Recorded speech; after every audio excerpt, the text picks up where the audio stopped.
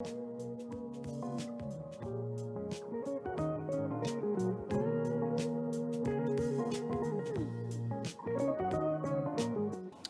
vamos a continuar y a continuación vamos a hablar sobre dos iniciativas legislativas en materia de empleo.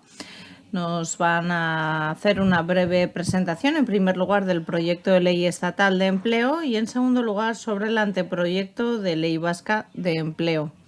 Se trata de espacios en los que vamos a hablar de la optimización del empleo público. Sigue en castellano. Ley de empleo del Gobierno español que aprobó el Consejo de Ministros el pasado 21 de junio y que ahora está siguiendo su trámite en Cortes.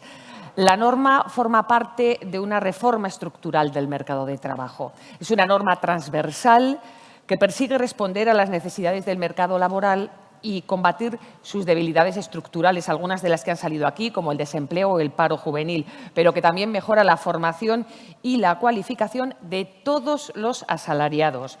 En su presentación, la ministra destacó que su mirada no es solo para las personas que están en desempleo, sino para el conjunto de la población asalariada. Nos va a introducir a este proyecto de ley Gerardo Gutiérrez Ardoy, que es el director general del Servicio Público de Empleo Estatal.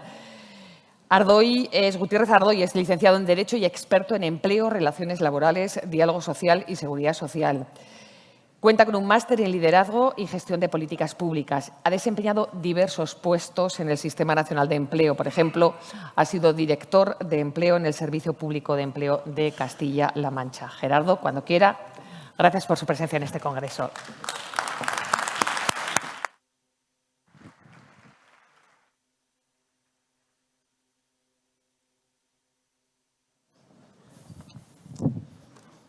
Buenos días. Me he puesto aquí el cronómetro para ir ajustado. Es un placer, ¿no? Y lo primero, muchísimas gracias por invitarnos personalmente al Servicio Público de Empleo Estatal y a mi persona como representante del mismo por parte de Alfonso, Gloria y todo el equipo que gestionéis el empleo aquí en Euskadi.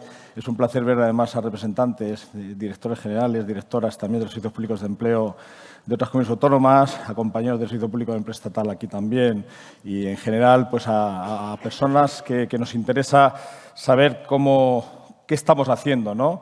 en este momento tan apasionante, ¿no? Porque a pesar de lo que tenemos, y voy a usar solamente un minuto de introducción para saber un poco de dónde venimos, ¿no? Porque la política de empleo tiene una especial complejidad a la hora de gestionarla, porque en los años 80, cuando tenemos la democracia, se universalizan determinados derechos, pues se universaliza el derecho de educación, se hace el paquete a nivel estatal y se transfiere a las comunidades autónomas. Se transfieren los profesionales, se transfiere el proyecto, se transfieren los inmuebles.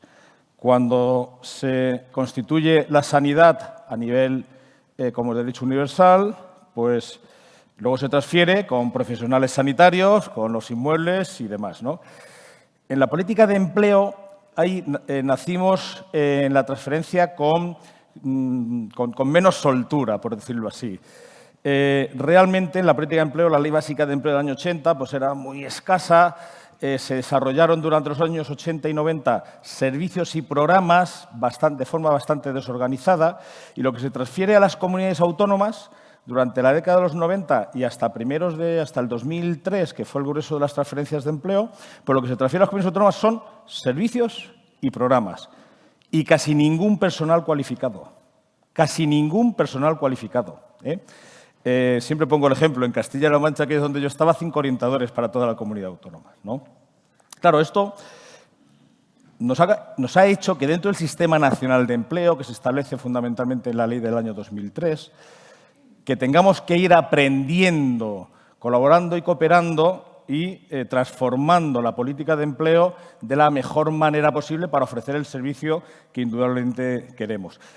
Y ahora mismo pues tenemos la oportunidad, y así es, una oportunidad única que no la vamos a volver a tener, o sea, en la historia de este país y en la historia de las administraciones a las que representamos, nunca vamos a volver a tener la posibilidad de hacer las reformas que estamos haciendo ahora mismo y con presupuesto.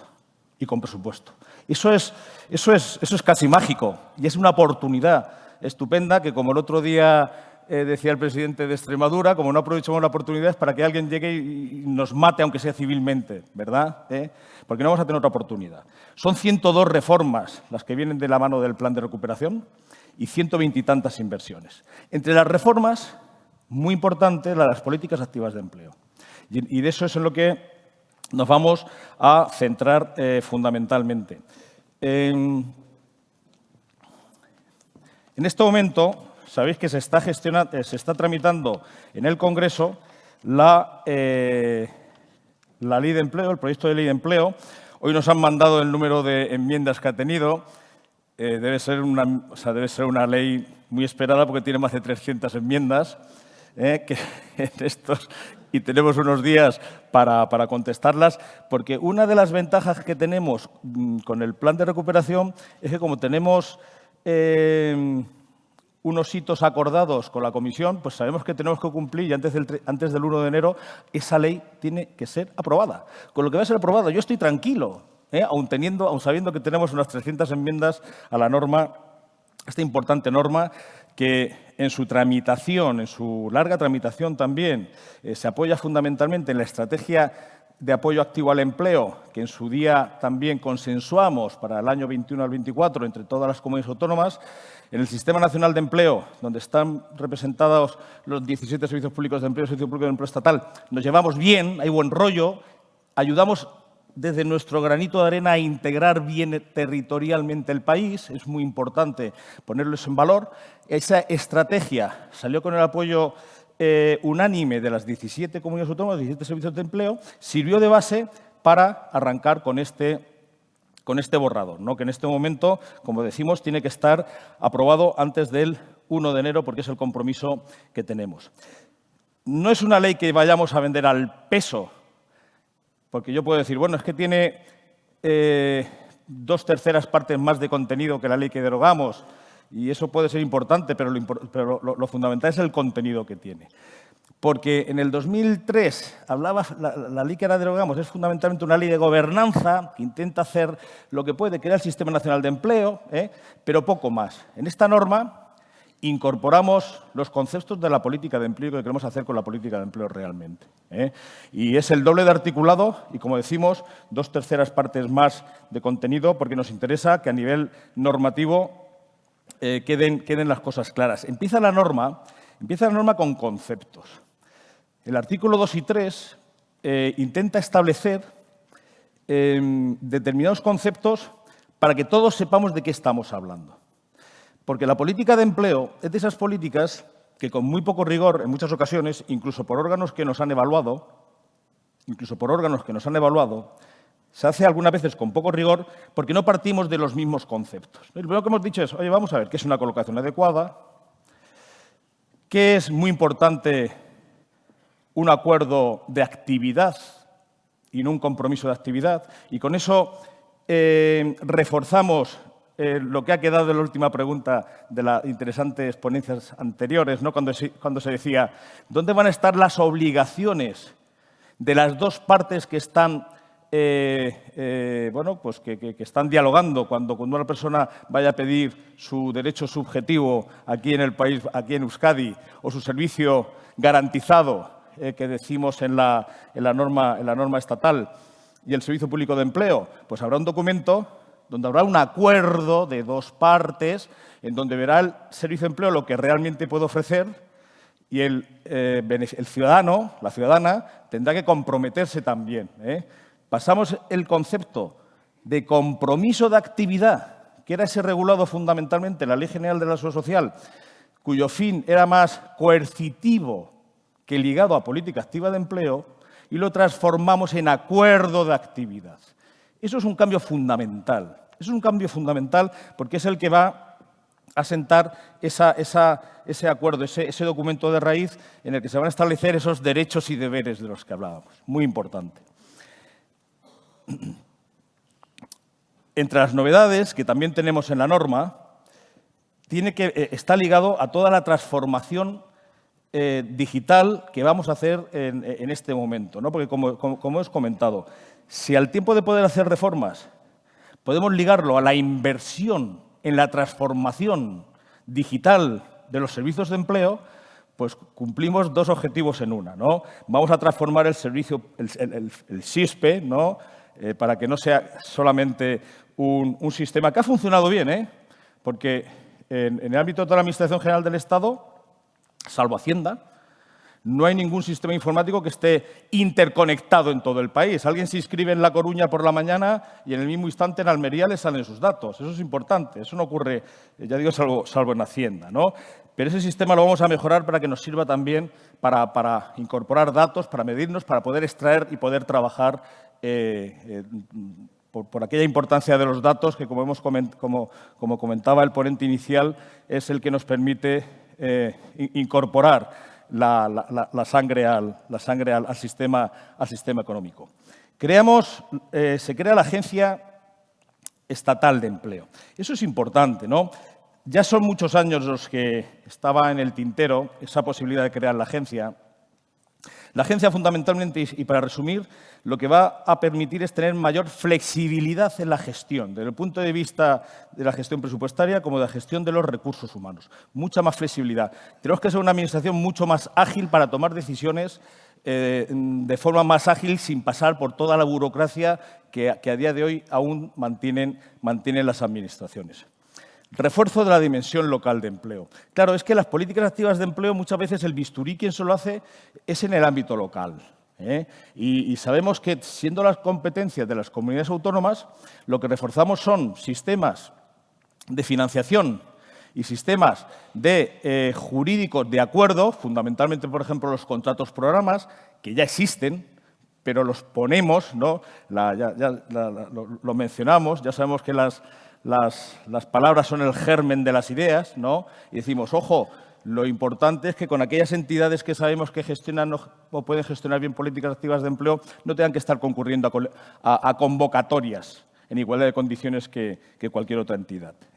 En la mejora de la financiación que se incorpora en la Ley de Empleo, tenemos tanto la plurianualidad, porque establecemos que por conferencia sectorial se puedan establecer y prever un mínimo de inversión para el año en curso, para el siguiente a 4 años, en base a lo que establece la Ley General Presupuestaria, igual que cuando se construye una carretera. Queremos políticas activas de empleo los 365 días del año, y eso es muy importante.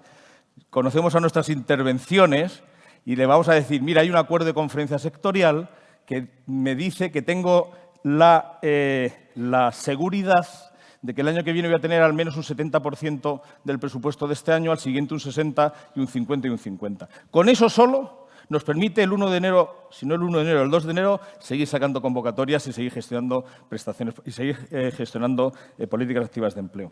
Y además, hemos quebrado otro principio que parecía, otro derecho que parecía casi natural, que es el de la anualidad del presupuesto. Y hemos conseguido incorporar en un artículo que hasta el 31 de marzo del año siguiente se podrán comprometer créditos del presupuesto anterior. Eso inicialmente, pues de Hacienda decían que era imposible por aquello de la anualidad del presupuesto, que todo lo que no estuviera comprometido a 31 de diciembre no podía justificarse. Bueno, pues simplemente con ese trimestre adicional que decimos que podemos seguir comprometiendo crédito del presupuesto anterior, va a permitir a las comunidades autónomas, a los servicios públicos de empleo autonómico, también en ese primer trimestre del año poder sacar convocatorias. Muy importante, ¿no? La ley de Euskadi, anteproyecto, habla de derechos subjetivos. El proyecto que hay en el Congreso en este momento, y esta es la columna vertebral de la norma, habla de servicios garantizados. A nosotros nos gustaban los derechos subjetivos también, ¿no? Y doy la enhorabuena al Gobierno de Euskadi, en concreto a la Consejería de Empleo, sus responsables, para que, además con un estudio riguroso por parte de los catedráticos de la Universidad de Alcalá, hayan puesto y hayan regulado derechos subjetivos, ¿no? Muy importante, ¿no? Porque efectivamente si hay un derecho subjetivo en educación y en sanidad, ¿por qué no en empleo, ¿no?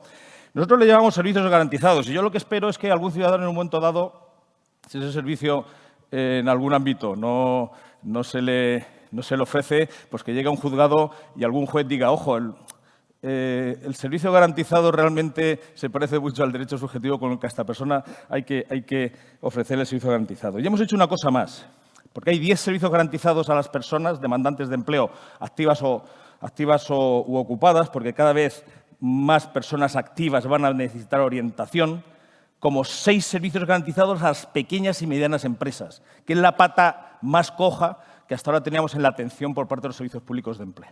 Es decir, que somos conscientes que tenemos que atender a las personas, cada vez más a las personas activas, porque cada vez va a haber menos desempleo. Cada vez va a haber más desempleo simplemente por un tema vegetativo que tenemos ahora mismo, del que hemos hablado y del que además en este congreso se va a hablar también, y de que se está creando empleo, como la EPA hoy nos ha indicado. Y luego esa atención a la pequeña y mediana empresa que tanto lo necesita, ¿no? Porque nos lo jugamos también, y era un poco el frontispicio de la Estrategia Española de Apoyo Activo al Empleo, en asegurar ese acompañamiento personalizado a lo largo de toda la vida laboral. Y ese acompañamiento personalizado a lo largo de toda la vida laboral la tienen que tener las personas y las empresas. Y ese acompañamiento personalizado lo tienen que tener por personal técnico cualificado. Por personal técnico cualificado. Nos la jugamos si no tenemos al personal suficientemente formado y con la suficiente estabilidad para que esta función la haga, porque ahí es donde nos la jugamos. Igual que hay buenos docentes y buenos médicos y buenos enfermeros y buenas enfermeras y buenas médicas, tenemos que tener a asesores de empleo, tanto para la parte de orientación como para la parte de ayuda y apoyo a las empresas, absolutamente bien cualificadas. El otro día una compañera de uno de los servicios públicos de empleo casi se saltaban las lágrimas porque en un concurso de traslados de una sola atacada se le iba una tercera parte de los orientadores que tenía. Si no creamos escalas específicas de personal técnico de empleo, vamos a tener un agujero que va a ser difícil de resolver. Y eso con nuestros respectivos responsables de Economía y Hacienda, no de Economía, de Hacienda y de Función Pública, lo tenemos que conseguir. Tiene que haber escalas. Y cuando concursen, tienen que concursar en el ámbito del empleo. Y esto también, y lo digo en voz alta aquí también, la representación sindical en la función pública lo tiene que ver, porque es que no podemos perder ese conocimiento, porque la formación que se está dando al personal orientador en este momento es muy buena. El esfuerzo que los servicios públicos de empleo están haciendo en formar y en dotar de herramientas a su personal orientador es fantástico en la mayoría de las comunidades autónomas, pero si los estamos formando y hay un concurso de traslados y se me van a Economía y los de Economía me vienen a empleo, ahí tenemos un problema. Posiblemente sea el mayor problema que tenemos ahora mismo. Porque si tenemos ya las normas que nos permiten reconocer derechos subjetivos o servicios garantizados, si tenemos un presupuesto que nos está haciendo invertir solo en el Servicio Público de Empleo Estatal 170 millones de euros, 170 millones de euros. Claro, vamos a reformar tecnológicamente todo lo que se nos ponga por delante, hasta el sistema de gestión y pago de las prestaciones por desempleo. Es que no vamos a tener otra oportunidad. Lo vamos a dejar maquetado. Pero como no tengamos a personal orientador que nos acompañe en todo esto, no vamos a tener más fracaso que éxito. Vamos a tener más fracaso que éxito. Y hemos incorporado también la evaluación. Un título completo de evaluación. Queremos que nos evalúen los servicios de empleo. Ahora que nos evalúen bien, a partir de los conceptos que hemos dicho, que son los que entendemos, que son por los que nos tienen que evaluar, lo que es una oferta, una colocación adecuada, lo que es una persona demandante de empleo, lo que es el acuerdo de actividad, todo eso. Además, en la ley de empleo, no por ahí mezclado en las distintas normas.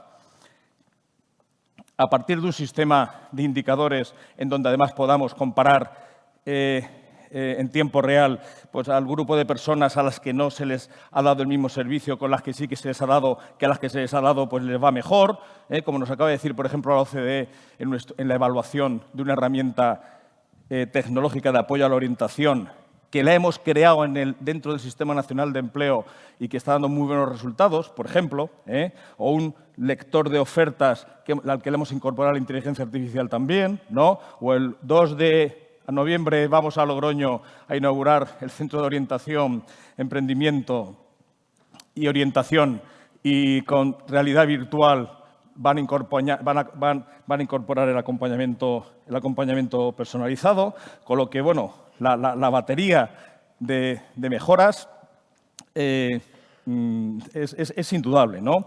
Hago una referencia especial a los centros de orientación.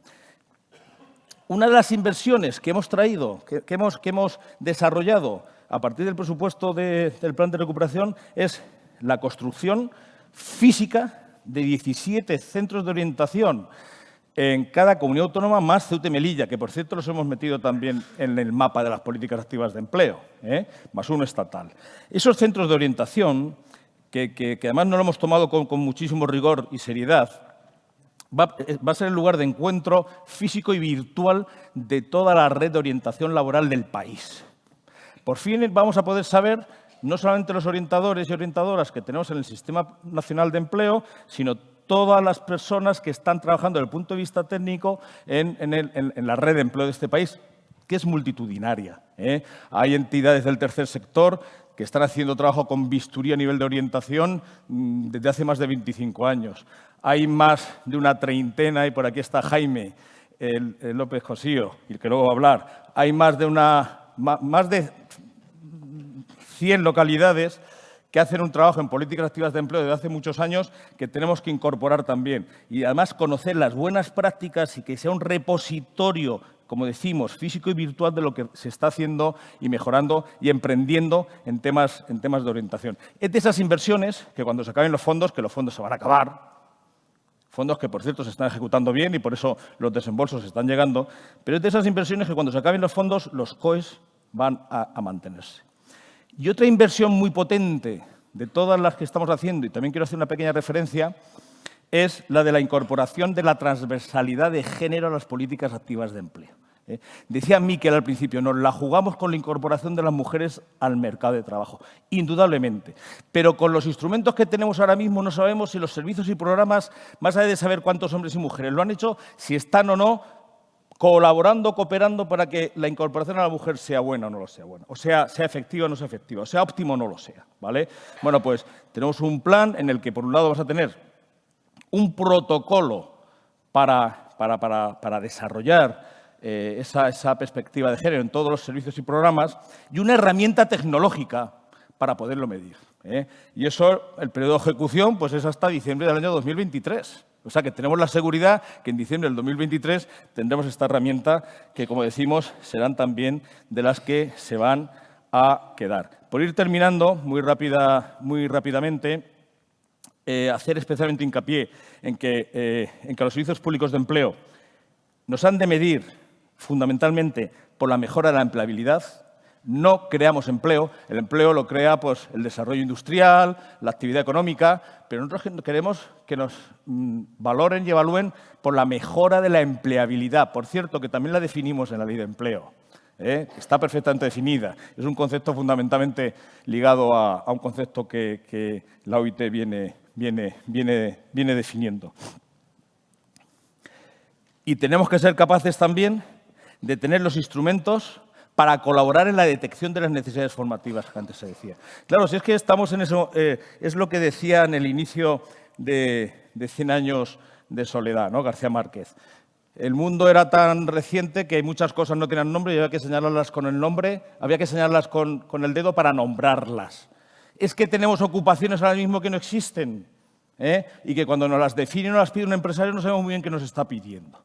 Tenemos que ser capaces, desde lo público, de hacer esa detección de necesidades formativas y anticiparnos. Y la formación, tan importante y columna vertebral que comentábamos en el inicio, es en lo que tenemos que seguir avanzando. Y tenemos un presupuesto magnífico ahora mismo, todas las administraciones, para hacer valer definitivamente ese derecho. Por cierto, ese servicio garantizado. Ese derecho subjetivo que seguramente incorporará Euskadi en su norma y que nosotros le decimos servicio garantizado. De esa forma, ese derecho a la formación.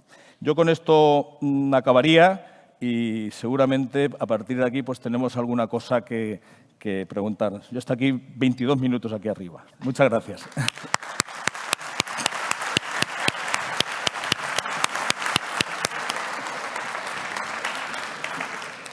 Bueno, pues tenemos 5 minutitos para preguntas para Gerardo Gutiérrez Ardoy. Aquí hay mucha gente que trabaja en servicios de empleo. Me parece que curiosidades ya tendrán. ¿Hay alguna mano por ahí levantada? Muy bien. La exposición está muy pegada al terreno. A mí, lo del personal orientador, creo que también pasa algo aquí, algo parecido, ¿no? Existe un problema con ellos ahora mismo. Sí, es ahí donde nos lo jugamos.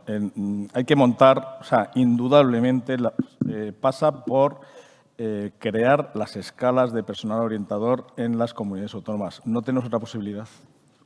Y que se especialicen como personal técnico orientador y que su complemento específico sea lo suficientemente atractivo para que no estén pensando si quieren hacer otra cosa para irse haciendo economía, ¿no? Pero necesitamos a personal técnico. Mira, en este momento, una de las inversiones que tenemos también del plan de recuperación, por primera vez, es formación en todo el Sistema Nacional de Empleo, ¿no? Homogeneizar una formación en todo el Sistema Nacional de Empleo y las comunidades autónomas lo estamos invirtiendo. Actualmente somos unos 26.000 personas en el Sistema Nacional de Empleo. Entre el SEPE, que somos unos 8.000, y las comunidades autónomas llegamos a unas quizá 27.000 personas.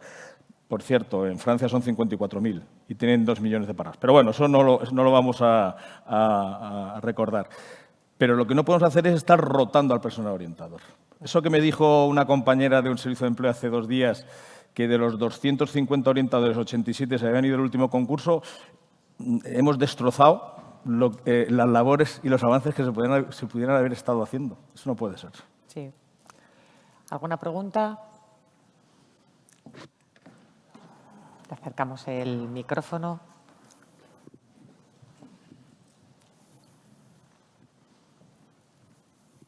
Hola, muchas gracias por tu intervención, muy interesante. Tenía una pregunta, en primer lugar, en relación a uno de los últimos puntos que has comentado. Es el de cómo detectar necesidades formativas. Es clave, porque si no sabemos cuáles son las habilidades que más se van a demandar, que están asociadas a mejores salarios, etcétera, hay poco margen de maniobra, ¿no? Entonces, en ese sentido, entiendo que es clave, creo que lo entendemos todos. ¿Cómo tenéis pensado detectar estas necesidades formativas? Es una pregunta desde el absoluto desconocimiento. Se me ocurre, bueno, en base a hacer caso de la investigación, ¿no? En primer lugar, pero es la idea más básica que me viene a la cabeza y quería saber si podrías comentar otra idea al respecto. Y en segundo lugar, has insistido mucho en la formación, ¿no? Como clave de las políticas activas, cosa que compartimos la mayoría. En España, por lo menos antes, no sé si ha cambiado mucho. Aparte de gastar algo en formación, gastábamos mucho en otros elementos como bonificaciones, la contratación indefinida y demás. Que, de nuevo, no sé si ha cambiado mucho, pero investigaciones de hace tiempo que llevaba a cabo gente como Luis Toaria, otros economistas, Universidad de Alcalá, etcétera, tenían informes que se demostraba que no eran tan eficaces, por decirlo suave, como la formación. En ese sentido, que habría que dar mucha más importancia a la formación continua, etcétera. ¿Se prevé reforzar esa pata de alguna manera en esta nueva reforma o no? Sí, sí. Bueno, como decía, me alegro que me hagas esa pregunta. Porque una de las inversiones en las que vamos a usar el plan de recuperación es en una herramienta tecnológica también de detección de necesidades formativas. Claro, aquí tenemos que incorporar el Big Data y la inteligencia artificial a esto también. Y la herramienta la estamos construyendo, está ya adjudicada y la tendremos antes de que finalice el año que viene. Por cierto, porque es otro de los compromisos que tenemos con la Comisión, que es una de las grandes ventajas. El Servicio Público de Empleo Estatal tiene un organismo, una unidad administrativa, que es el Observatorio de las Ocupaciones, que tiene ya más de 30 años de antigüedad. Aquí hay representantes de los compañeros de aquí de la Dirección Provincial del SEPE. Es de las unidades administrativas seguramente que más datos tiene sobre el mercado de trabajo en toda Europa, seguramente, ¿vale? Lo que pasa es que es difícilmente explotable.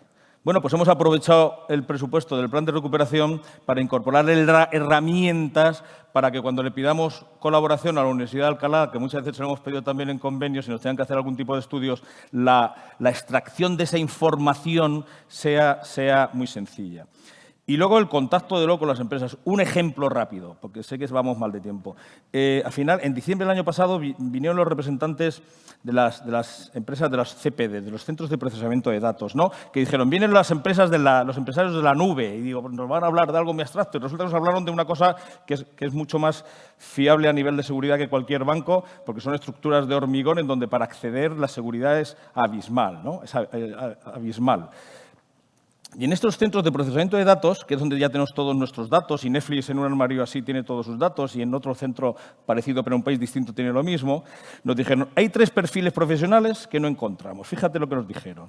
Y nos enseñó el centro de procesamiento de datos que estamos visitando, me lo enseñó un electricista de obra, que había aprendido y perfeccionado y recualificado como electricista porque necesitan electricistas, porque tienen tanto cable como para dar varias vueltas en cualquier centro de estos como para dar varias vueltas al mundo, frigoristas, porque necesitan que la temperatura sea siempre alta, y personal de limpieza, porque necesitan que no haya ni una mota de polvo. En el mes de febrero teníamos 17 especialidades formativas en el catálogo de especialidades formativas del SEPE. Nos pusimos a trabajar con ellos.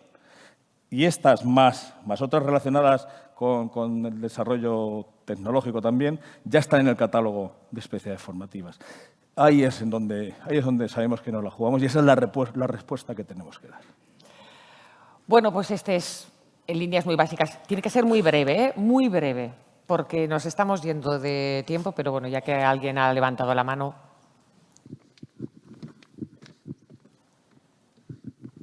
Hola, buenos días. Formidable su intervención.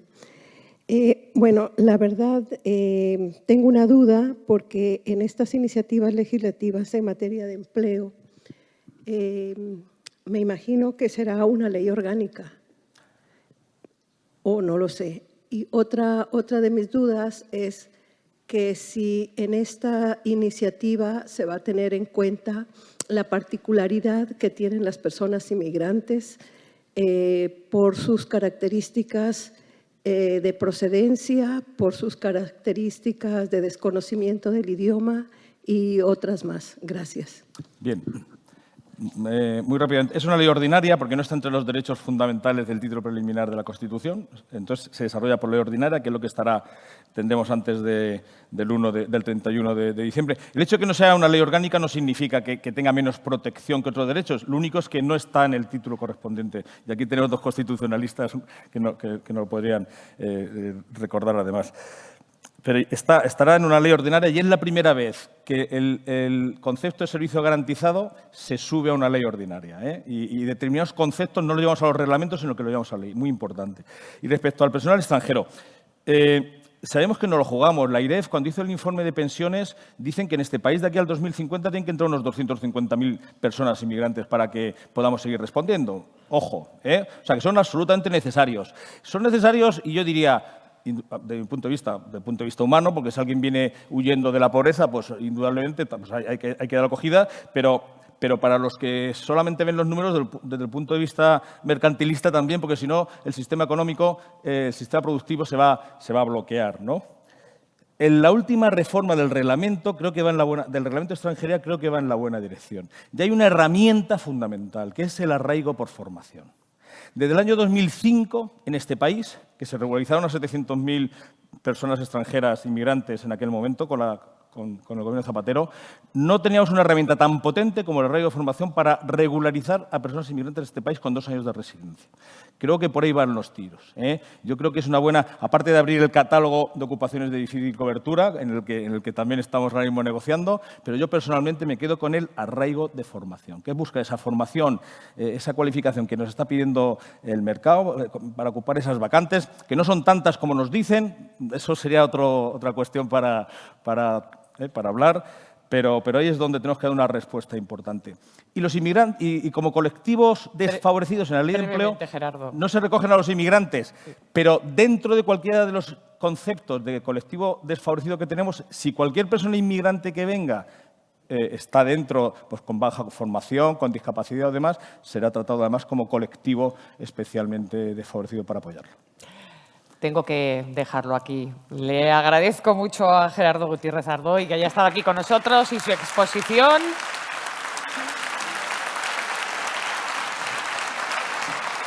Sobre el proyecto de ley de empleo, hay oportunidades y hay presupuesto, que lo ha dicho varias veces, ha hablado de los fondos europeos.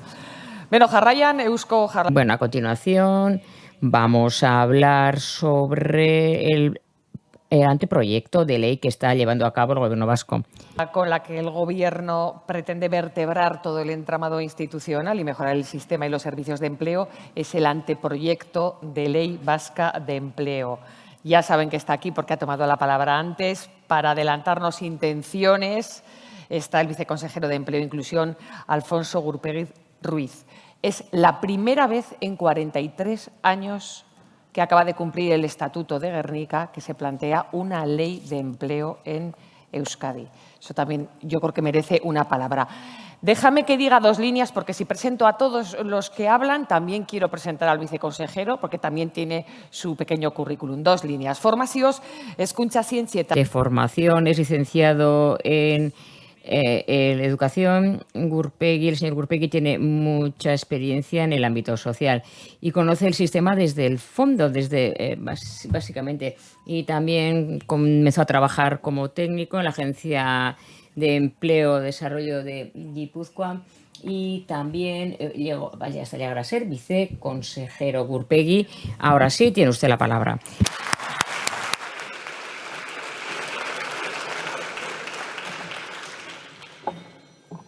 Bueno, eskerrik asko, Eva. Muchas gracias a todas y a todos por estar aquí.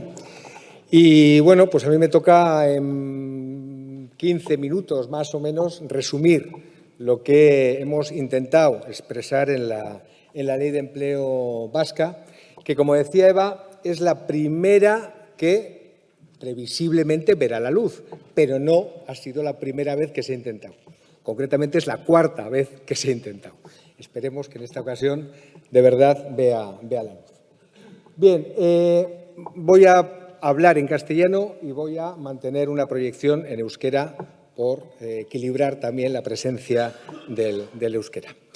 No me he equivocado.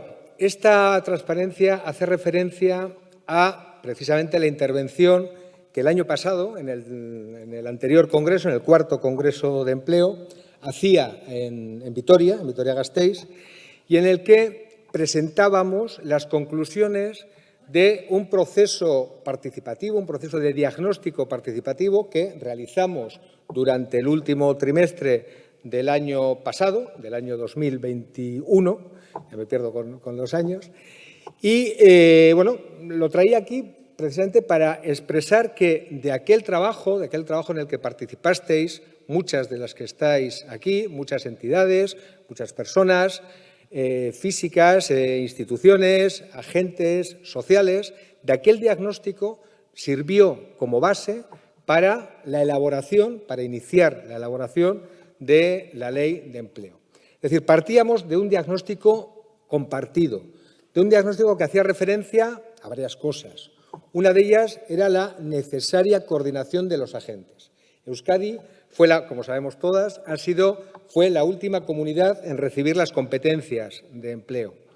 No sé si por eso o porque formamos parte del federalismo de avanzadilla, en Euskadi se habían desarrollado y se han desarrollado muchas iniciativas de empleo, desde los ayuntamientos, desde las diputaciones, de las entidades del tercer sector, desde los agentes sociales, y eso que está bien porque hay mucha pluralidad de agentes, en muchas ocasiones lo que hace es que no todas las actuaciones, no todas las intervenciones estén alineadas en la misma dirección. Y, por lo tanto, había una clara demanda de coordinación de todos los agentes. Había una clara demanda también, además de coordinación, de que nadie sobrábamos, de especialización inteligente. De alguna manera, que descubriéramos cuáles son aquellas cosas que cada cual hacemos mejor para poder, entre todos, complementarnos y avanzar en la misma dirección. Había también una demanda de liderazgo proactivo. Entendíamos que por parte del Gobierno, que es en principio quien tiene la competencia en el ámbito del empleo, pero un liderazgo que debía de compartir también, que debía compartir con otros agentes sociales. Sin más, partimos de entonces, de aquel momento, y esto también expresa que los esfuerzos que a veces hacemos en participar en estos trabajos, estas encuestas que desde el Gobierno, desde otras instancias ponemos en marcha, pues a veces merece la pena devolver ¿cuál ha sido el resultado? Bueno, pues aquel resultado de aquel diagnóstico compartido, iniciamos un proceso de elaboración de la ley en enero del 2022, tomando como referencia otros elementos que luego comentaré, y este ha sido un poquito el desarrollo. En junio ya teníamos un primer proyecto, un primer anteproyecto, un primer texto ya articulado, elaborado con la colaboración también de personal técnico de Lanbide, fue un trabajo más interno, y a partir de ahí iniciamos pues el recorrido público, la consulta pública, los informes de todos los departamentos del Gobierno, el informe del Consejo Vasco de Inclusión, el informe del Consejo Superior de Cooperativas, el informe de la Mesa de Diálogo Civil, hasta llegar al informe de los gobiernos locales, donde en Euskadi tiene una ley propia que da protagonismo también a las entidades locales a través de la LILE, la Ley de Instituciones Locales de Euskadi, y determina también que hay un paso previo de acuerdo con los gobiernos locales. A partir de ahí realizamos una segunda versión de aquel primer borrador y esa segunda versión pasó al Consejo Económico-Social y el Consejo de Relaciones Laborales, que he de decir, y es primicia, que ayer mismo recibimos los dos informes, tanto del Consejo Económico y Social como del Consejo de Relaciones Laborales, y he de decir que ambos informes gratamente favorables. Nos hacen algunas indicaciones de algunas sugerencias de modificación, pero se valora positivamente el anteproyecto. Y he de decir que todo este proceso ha estado jalonado también por el diálogo social. Y aquí quiero públicamente reconocer el papel que han tenido Comisiones Obreras, UGT y Confebask en el seno de la Mesa de Diálogo Social, donde ha habido un proceso de concertación, de diálogo permanente alrededor de todo este trayecto de la ley. Y nos encontramos ya con estos informes, con el del Consejo Económico Social y el Consejo de Relaciones Laborales, y a partir de ahí elaboraremos la tercera versión que enviaremos a la Oficina de Control Económico, Comisión Jurídica Asesora, aprobación por el Consejo de Gobierno en el primer trimestre del 23 y esperemos que a finales del 2023 tengamos la aprobación del texto ya de la Ley de Empleo. Y también, por supuesto, manteniendo el diálogo social con los agentes sociales. Lo ha dicho la vicelehendakari esta mañana. No entendemos la Ley de Empleo sin otros dos elementos fundamentales en los que estamos inmersos, y es lo que llamamos el impulso transformador de esta legislatura.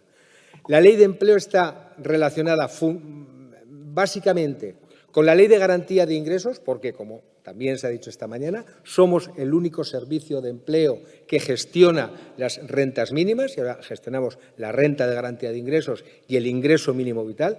Y eso, además de ser una dificultad, lo que tenemos que hacer es que eso también sea una oportunidad y nos dé capacidad y posibilidad de combinar ambos derechos, los derechos que se expresan en las dos leyes. Y, por lo tanto, ese es un elemento sustancial y también he de decir, y también es primicia, que hoy en el Parlamento se ha desestimado la enmienda a la totalidad que ha presentado Vox al proyecto de Ley de Garantía de Ingresos y creo que eso es una buena noticia. O sea, solamente ha votado la parlamentaria de Vox. Y eso también indica que hay un cierto consenso, un cierto acuerdo en el país para preservar el sistema de garantía de ingresos como un sistema de cohesión social. Sabéis también que hemos llegado a un acuerdo con el grupo Elkarrekin Podemos porque nuestra voluntad es alcanzar un acuerdo amplio en torno a esta ley. Está la Ley Vasca de Empleo y está Lanbide Hobetzen. Lanbide, también lo decía la vicelehendakari, es el elemento fundamental, el elemento central. No el único y lo veremos en la ley, pero es un elemento central porque es el que garantiza la prestación de los servicios que en la ley estamos describiendo y garantiza, por supuesto, la ejecución de los derechos que en la ley estamos garantizando. Pasaré por encima del marco de legitimación competencial, que está en la ley claramente determinado. No tenemos capacidad normativa en el ámbito de lo laboral, pero sí tenemos capacidad de autoorganización y en ese marco, en ese ámbito, aprovechando esos resortes de competencia que derivan de la Constitución, del Estatuto de Autonomía, de las 2 leyes de empleo, la que está moribunda, como decía un profesor esta mañana, y la que está viendo la luz dentro de poquito. Y aquí hemos tenido en cuenta, por supuesto, también la Ley de Instituciones Locales de Euskadi. Y quiero señalar esto porque en nuestra ley hay una apuesta fundamental por el desarrollo local, por el factor local del empleo. Partimos del programa de legislatura, la Estrategia Vasca de Empleo, que también se ha señalado, las bases de la Mesa de Diálogo Social, que en 2019 se aprobaron, y del marco de diagnóstico participativo al que hacía referencia esta mañana. Y pues nos hemos inspirado, como no podía ser de otra manera, en la Carta Social Europea, en el Pilar Europeo de Derechos Sociales, en diversos convenios de la OIT y en los Objetivos de Desarrollo Sostenible. ¿Cuáles son las ideas fuerza de la ley? Y aquí ya es la mamilla, a donde llegamos, a donde queremos llegar, qué queremos expresar, qué queremos compartir hoy con vosotras. Bueno, pues queremos abrir la mirada a una nueva forma de entender el servicio público de empleo centrado, como se ha dicho también en varias ocasiones, en las necesidades de las personas y de las empresas.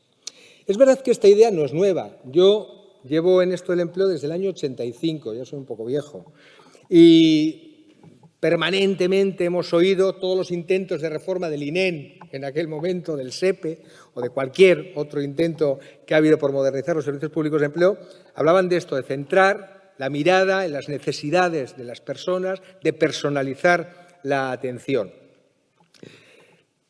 Creo que hemos fracasado, no sé, o no hemos tenido mucho éxito. No hemos tenido mucho éxito porque es cierto que además de estar en los textos legales, pues en raras ocasiones hemos llegado a hacer eso efectivo. Bien, y como queríamos hacerlo efectivo, porque efectivamente creemos que esa es una idea fundamental, una idea básica y es sustancial precisamente para trabajar en la empleabilidad de las personas y también en las necesidades de las empresas, hemos optado, en ese federalismo de avanzadilla, por reconocer derechos. No ha sido fácil, es verdad que teníamos dudas, ¿no? Si era derecho garantizado, es igual que derecho subjetivo, nos hemos tirado a la piscina, pues sí, nos hemos tirado a la piscina. Y la ley recoge y concreta los derechos subjetivos a la atención personalizada, al diagnóstico, a la orientación y a la formación. Y lo recoge además con fechas, es decir, con plazos de ejecución. En alguna ocasión, hablando con algún experto, bueno, nos decía que era arriesgado, y efectivamente es arriesgado. Pero si estamos convencidos que es necesario profundizar y avanzar en los derechos para la empleabilidad, seamos serios. Por lo tanto, pues la ley recoge, como digo, expresamente plazos para la ejecución de esos derechos, recoge también los instrumentos que se pueden poner en marcha en caso de que esos derechos no sean efectivamente ejecutados. Quiero ofrecer una cartera integral e integrada de servicios. Desde luego, nos debemos a la Cartera Nacional de Empleo, pero lo que hemos intentado en ese ámbito también de autoorganización y de servicios complementarios a la cartera, intentar complementar aquellos servicios que la Cartera Nacional de Empleo define como básicos. Hemos intentado, y tiene mucha importancia en la ley, la dimensión transversal del empleo. Y ahí enlaza muy bien con lo que Mikel Andabaso nos decía a la mañana. Solemos decir que el empleo lo es todo y es nada. Es nada si no dialoga, si no conversa con la política industrial. Pero no es nada si no dialoga con la política de educación y con la formación profesional.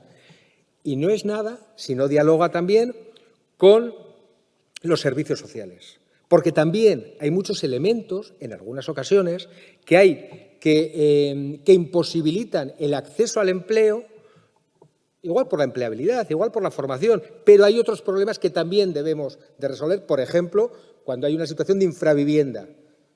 ¿De qué vamos a hablar? ¿De qué empleabilidad? ¿De qué formación vamos a hablar a una persona cuando no tiene resueltos sus problemas de infravivienda?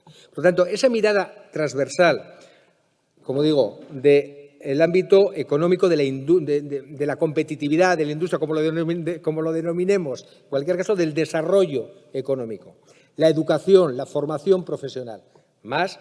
Ahora sabéis que la Ley de Formación Profesional lo que hace es aunar bajo el paraguas del sistema de educación toda la formación profesional. ¿Eso significa que los servicios de empleo nos vamos a quedar fuera de ese sistema de acreditación? No, tenemos que trabajar con ellos, más allá de que podamos desarrollar otros ámbitos de formación, denominémosle como queramos denominarles, formación en el trabajo, para el trabajo o como queramos llamar. En definitiva, la formación no certificable. Pero vamos a tener que trabajar también, ¿cómo no?, con la formación certificable. Y para eso vamos a tener que trabajar con educación. Reconocer el papel de todos los niveles institucionales. Lo decía al principio, en Euskadi, probablemente en otros sitios de España también, ha habido un desarrollo muy importante de las entidades locales, con la aportación de presupuestos propios, de personal propio, de saber hacer. Y no solo eso, es que ellos son los que tienen la cercanía al territorio. Aprovechemos esa cercanía al territorio desde el Servicio Vasco de Empleo y constituyamos un Servicio Vasco de Empleo que integre a todos los niveles institucionales. Y además, también en la ley lo que se hace es reconocer ámbitos competenciales a los diferentes niveles institucionales, a los ayuntamientos y a las diputaciones. Y, por supuesto, reconocer la importancia del diálogo social, como he dicho al principio. No me va a dar tiempo a desarrollar ámbitos en los que la ley incide, desarrolla el texto, el articulado, define cuáles son las políticas activas de empleo y para ello establece diferentes instrumentos para desarrollar las políticas activas de empleo, como son la Red Vasca de Empleo, que nos parece que es un instrumento muy interesante porque incorpora a todos estos agentes en una red con instrumentos comunes de información y con instrumentos comunes de prestación y, por lo tanto, creemos que eso nos va a dar, como decía, mayor capilaridad y mayor cercanía al territorio. Creemos que es una ley que articula institucionalmente el país. Solemos decir que esta ley, una de las apuestas que hace es precisamente por articular Euskadi, que efectivamente somos un país muy pequeño, pero en muchas ocasiones no muy bien articulado. Tenemos muchos niveles institucionales con mucho poder y eso es bueno, pero en ocasiones nos genera también alguna disfunción. Bueno, pues creemos que esta ley apuesta por esa articulación, hace una apuesta por la gobernanza del sistema, una gobernanza participativa, una gobernanza en la que todos y todas tenemos algo que decir, pero garantiza el liderazgo del Gobierno vasco.